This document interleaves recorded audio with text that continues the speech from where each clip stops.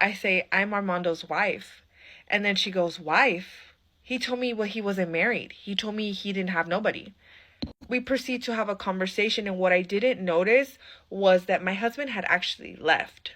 And as I'm talking to Sophia, and in that letter, he basically says that he had fallen in love with this woman, that he did start this overnight job, but that he had met her and just felt so much in love with her that he knew that he couldn't live one more day without her. When I tell you this man was calling like a woman, nose flaring, like the suspiro and everything, like the he called to tell me basically, karma got you, boo. Karma got you, bookie. Pull up on your thought, she gone, I'ma call that girl still. Then she gave me top and I ain't call it girl still. But I'm still. We still Hustle Daily. What's going on, Hustle Nation? Welcome back to another video, bright early in the morning, getting right into it. Make sure y'all like, comment, and subscribe. Y'all see I still got my robe on. Early in the morning, we got a story time for y'all. Make sure y'all follow me on Instagram at the top of the screen. Appreciate y'all. Love y'all. How my high school sweetheart was cheating on me and living a double life. I think she said he was cheating with a 19-year-old. Let's hear it. On how my high school sweetheart of 19 years was cheating on me with a 19-year-old and living a double life. All because he told me he had an overnight job and I believed him. So I married my high school sweetheart when we were just 19 years old. Had 3 children, we had a beautiful house, amazing careers. Our life was what anybody would want to dream of. We were happy, family parties, everything was just amazing. As you can imagine, marrying your high school sweetheart means that we had high school friends, we had get-togethers, we had everything anybody would literally want. From the age of 19 to 37, I never doubted my husband for 1 second. He never gave me a reason to ever doubt him. But one day he came to me and told me, hey, I'm going to get an overnight job. And I think it would be great because we're going to have more money for vacations, more money for expenses. And I was like, well, I have a job. You have a good job. We really don't need it. But he convinced me and I said, it won't hurt to have extra income. Into the job, he's buying us gifts, he's taking us out, but he gets us new phones and tells us that we have to give back our old phones, including his old phone. We do, and we're happy with their new phones. Everything again is going good. Until 3 months into this new overnight job, I noticed that my husband has stopped looking for me in the bedroom and he stopped being intimate with me. Like, he's not even touching me. Anyway, like literally anyway. So then I bring it up to him and I say, hey, we haven't been intimate in a while. Is there something going on? So then he tells me, well, I just figured maybe your endometriosis was flaring up, or maybe your uterine fibroids were bothering you because I suffer with really heavy periods. I told him, well, that's a good reason. I understand, but we've always made it work before, so why can't we make it work now? So then I noticed that he tried to start looking for me more in the bedroom, and we started to get back into kind of a sort of a normal rhythm, but he was still really cold, but I attributed it to him just working 2 jobs. 6 months later, one day I'm cleaning out our garage because we were having issues with like mice and rodents, and I find his old phone that he had said he had given back when we had given back all the phones that we had to upgrade them. My heart dropped, as you could imagine, and I went inside because it was dead and I charged it. When it came back on, there was like 30 text messages, so many missed calls. And my husband walks in the door, and my husband is kind of a dark man. But when I tell you, the color left his face. And I simply asked him, why is this phone still here? And like a scene of a movie, the phone rings. I swipe it open, and I say, hello? She says, hello? Who is this? I say, who is this? She says, my name is Sophia. I say, I'm Armando's wife. And then she goes, wife?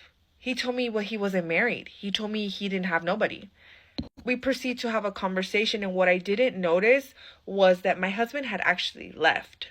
And as I'm talking to Sophia, and she's telling me her side of the story, and I'm very calmly telling her my side of the story, I hear my husband's voice in the background of her cell phone. You see, my husband had not only just left and didn't explain anything to me, he actually went to go to her.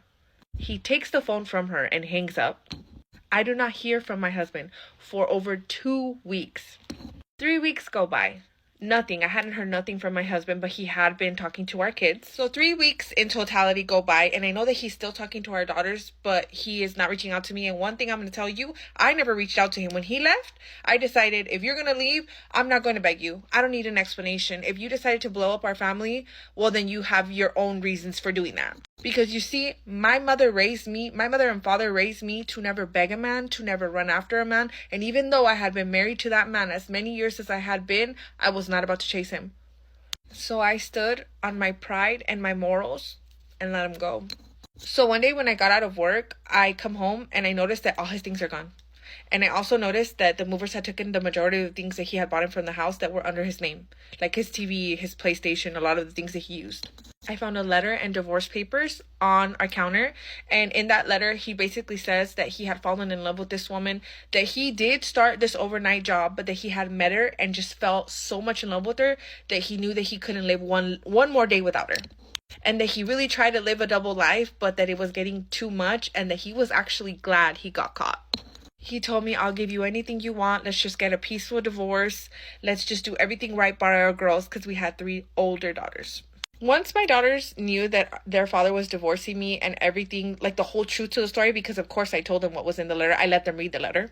They all decided to cut off their dad because they could not believe that their dad blew up their entire life, childhood, for a 19-year-old woman. And I told my daughters, whether you choose to have a relationship with your father or not, that is your choice. I never spoke down on him. I never said anything negative. I just let my daughters make their own choices.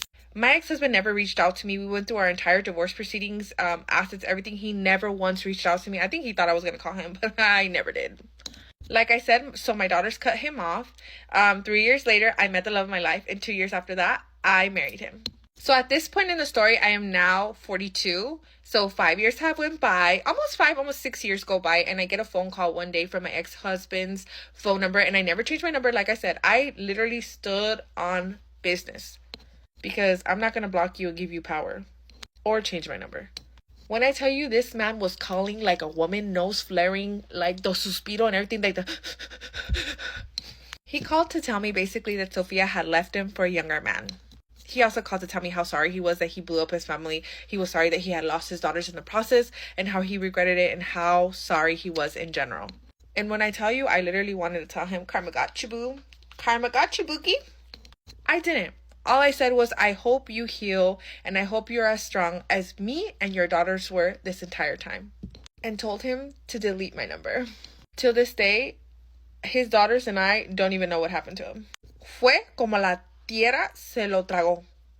The moral of the story, the grass is not always greener on the other side. Well, karma got you, Bookie. That was funny. Y'all know niggas like young girls. Niggas like them young girls. He was head over heels for that young girl. But it sounded like, the wife was, trying to see what was up. She said they had stopped being intimate or whatever the case is. So she did sense that something was going on. But y'all know them dudes like them young girls, man. But I figured that was probably going to happen to him. Because when you leave something, I think what she said, she was with him for, since 19 and they was 37. Man, most of the time when you leave and you trying to goddamn go out there and goddamn find you something new, it don't end up well, you know what I'm saying? So that's what he get, and guess what ended up happening to him? She done left him for a younger man. Holy.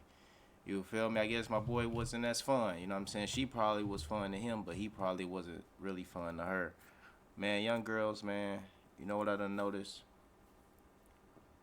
Young girls, they don't want to do nothing but be on Instagram, show ass, go to Puerto Rico and Jamaica and Mexico, and that's all they want to do. Yeah. That's all I noticed. That's all I done noticed is they want to do. They not like the younger girls that was back in your mom and my mom days, you know what I'm saying? These girls on some whole other ish. They trying to be on baddies. You feel me? They trying to be on baddies and be niggas. You feel me? That's what they trying to do nowadays. But and as far as the daughters, you know, I guess, you know, they grown now. It's up to them if they want to have a relationship with their dad or not. They chose not to. Hey, they grown now. They can make their own decisions. It is what it is. But yeah, y'all let me know what y'all think about this story. I appreciate y'all for tuning in. A little short story. I'm out.